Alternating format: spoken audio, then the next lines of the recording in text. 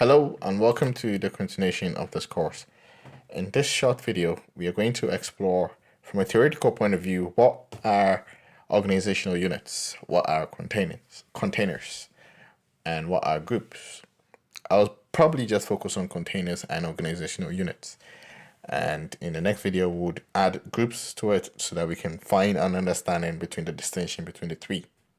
They are highly misconstrued in the sphere of IT environment. So, organizational units, what are they? So, organizational units, they're basically containers within Active Directory that represent a hierarchical divisions within an organization, such as departments, locations, and teams.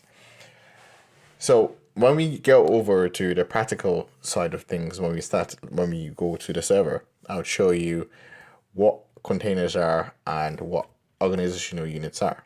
Now, containers are just special objects in Active Directory that can hold other objects but do not support group policy application or delegation.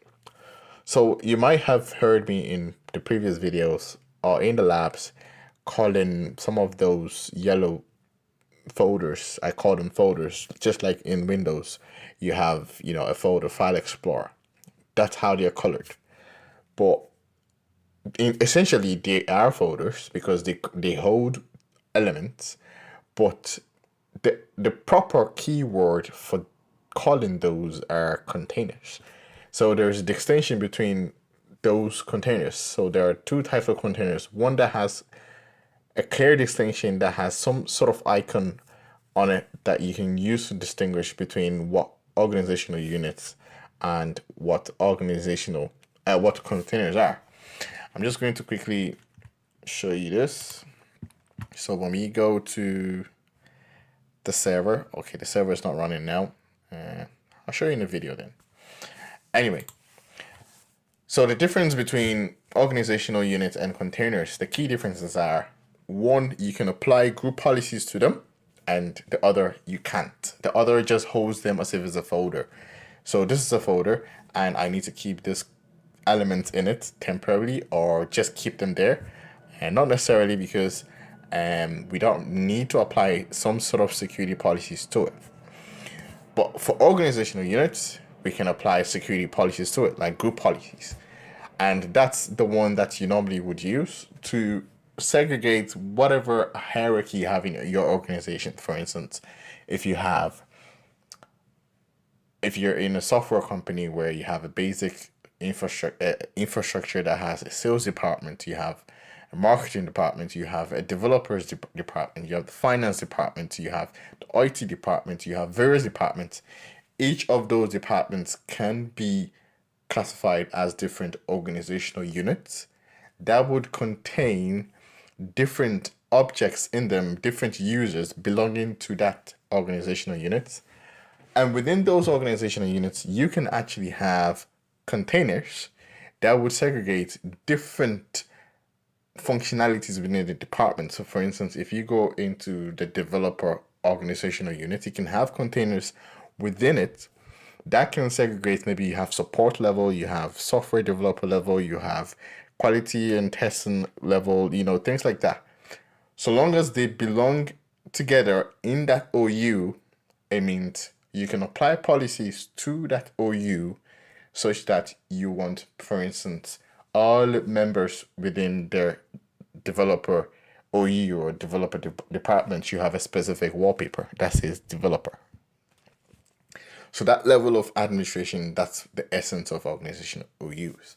Unless specific users need some specific requirements and specific policies applied to them, custom organizational units can be created for those. So that's a key difference between organizational difference and containers. You see the distinction that I make there. So if you have a container that's within an OU and a policy is applied to an OU, then that means those containers within the OU would get a policy applied to them because the policy is applied to the OU. But if you have the container on its own, which is not in an OU, you can't apply any policy to it. So that's a key difference. And another thing I want to just double check on organizational units is what are some of the purposes of organizational units, which is basically what I just demonstrated. So it allows you to have a logical organization of, how to structure your network resources based on maybe use cases, purposes, or hierarchy of your organization to make it easier to manage users and groups. You can also use organizational units as a way of enabling what kinds of admin privileges can be applied to certain groups. And obviously, you can also apply group policies to organizational units. So group policies, basically, we'll be looking at that when we start looking at the whole section of group policy management. So you can have a template that will set some basic requirements on how you want a user computer to behave.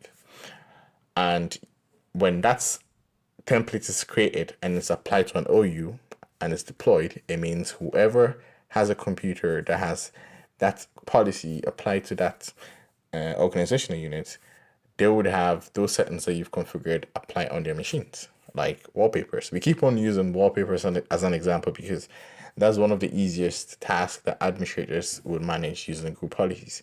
We have other things that are set up like password containers and a whole lot that we'll be exploring in this video. So I'll see you in the next video where we would go on a lab and create some OUs, create some containers, and see how they behave. That would also give us the option to start exploring things to do with memberships. How can we add members to OUs? How can we manage moving objects between OUs and containers? I'll see you in the next video. Thank you.